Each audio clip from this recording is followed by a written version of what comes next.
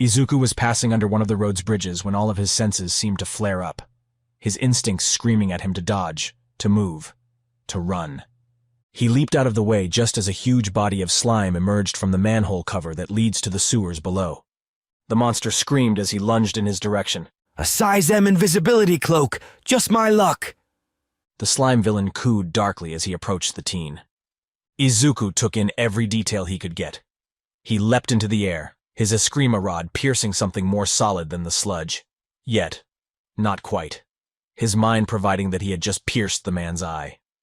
The villain screeched in agony, his howls and pleads going on deaf ears. Izuku was about to deal the man with a finishing blow when another manhole cover blew up. Do not fear, for I am here! Izuku couldn't help the flinch that overtook him. The man was just so loud. He watched as the hero apprehended the villain with swift moves, quickly encasing the sludge villain in a couple of stray bottles he had found. Done with his villain takedown, All Might finally turned towards him. I saw what you did, young man, and may I say that the way you handled yourself was exemplary. You managed to find the villain's weakness and you took advantage of it, all while making sure he didn't get to you. The hero praised. Each word he uttered would vibrate the strings in Izuku's heart. I only did what I had to survive, He mumbled quietly. Well, may I ask you a question, young? The hero paused. It took Izuku a second to realize what was the man asking for. Izukumidoriya.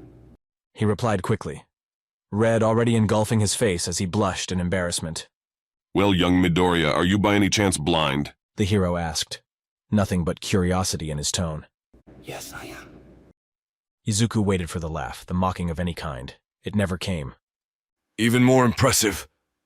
All Might exclaim his surprise, earning himself a gasp from the teen. With your skills, young Midoriya, I have no doubt that you'd make a great hero. That was everything Izuku wanted to hear, wasn't it? Yet it filled him with nothing but dread. His idol believed in him, thought he'd make a great hero. However, Izuku could never be a hero. Could he? It was a dream he'd let die years ago.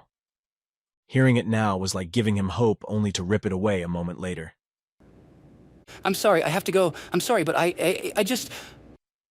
He stammered in his haste to gather his items before he took off running, ignoring the calls coming from the older hero.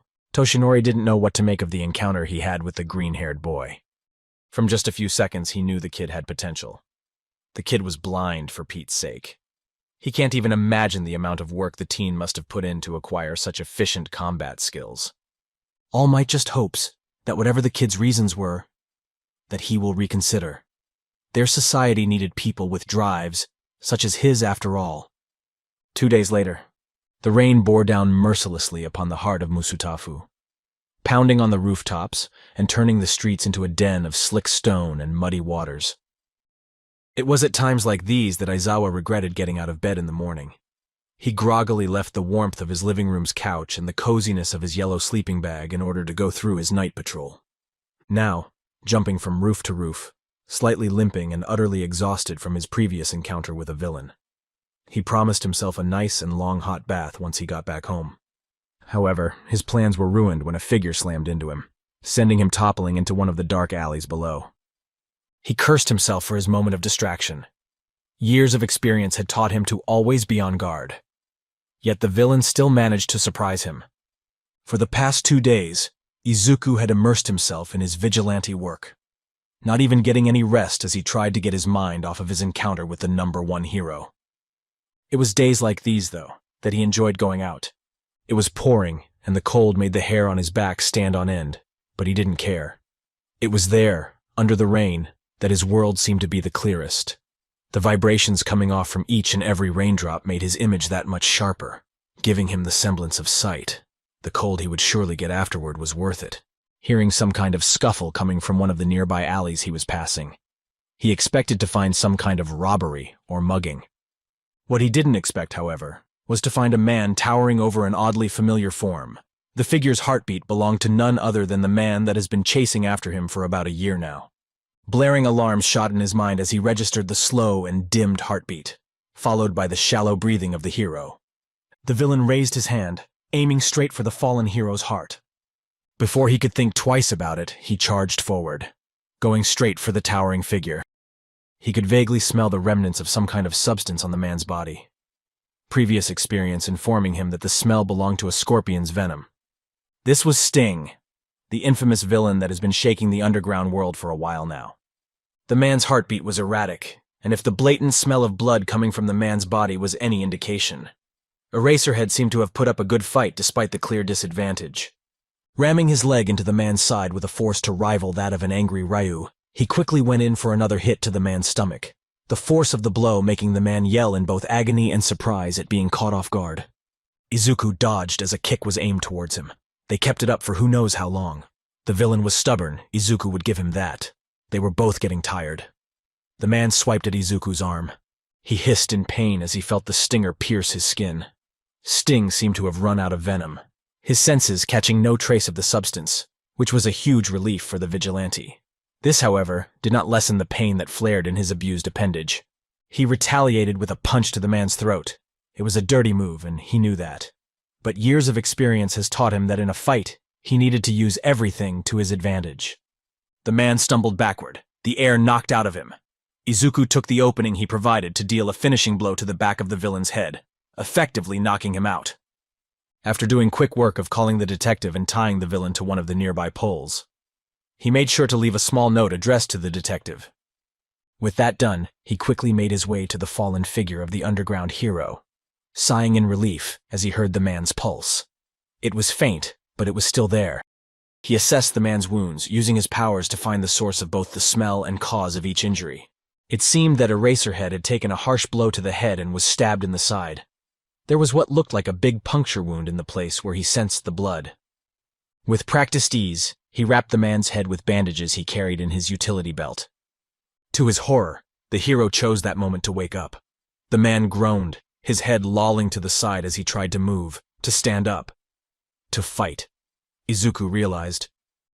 It's okay, Eraser, it's okay, you're safe. You need to stop moving, you're hurt. Izuku reassured softly. Even heroes needed saving sometimes. What shadow? The hero asked in disbelief. His features were scrunched up in pain as he was fighting a losing battle with consciousness. Look, I need you to stay awake, okay? The medics will be here soon. Making sure to put pressure on the man's side, he easily lifted him up. Taking care of being as gentle as he could, he carried the man bridal style. Eraserhead groaned in protest, trying and failing to move out of Izuku's grip. You need to trust me. I think that you were stabbed by Stinger that was poisoned. The medics won't get here soon enough. We need to meet them halfway. He could hear the distant sound of sirens coming their way. He needed to take him to them fast. If what he gathered about Sting was true. The hero had about half an hour before the venom took its full effect. They were running out of time. A hand on his shoulder startled him. He turned around sharply, fight or flight instincts taking over as the adrenaline slowly faded. He was met with the piercing gaze of Detective Tsukauchi. The man seemed to be torn, looking quickly from Izuku to the man in his arms. Izuku assumed that he was deciding whether it was worth it to arrest him here. Look, Detective, Eraserhead is dying. We can continue our very fun game of cat and mouse some other day, but right now we need to act fast. There's poison in his system from Sting's attack, and I don't know how much time he has left. Izuku didn't even care that his voice modifier was turned off at the moment, nor did he care for the way his voice was so obviously in a panic. The detective's eyes softened as he wordlessly gestured for the medical cart that was stationed just a few feet away from them. Izuku quickly handed the limp body of the hero to the EMTs, relief flooding his system as he saw the hero finally getting the medical attention he needed. He turned to leave, but his path was cut off by the detective. He cursed himself for believing that he'd get a free pass. Tsukauchi seemed to mull something over, however. What he said next made his heart stutter in shock. Thank you, Shadow, the man said sincerely. They were simple words, but to Izuku, who's been fighting and trying his best for years while being heavily criticized and pursued because of it, it meant the world. Masking his shock with a huff, he smiled at the detective, the motion earning him a scuff. He quickly made his exit, running back into the alley and into the cover of the darkness of the night. What he didn't notice, though, was the shocked expression coming from the EMT that had made contact with him. Tsukauchi wasn't having the best night. His day started with his usual routine, boring paperwork and the usual back and forth at the precinct. However, That all changed when he got a sudden phone call.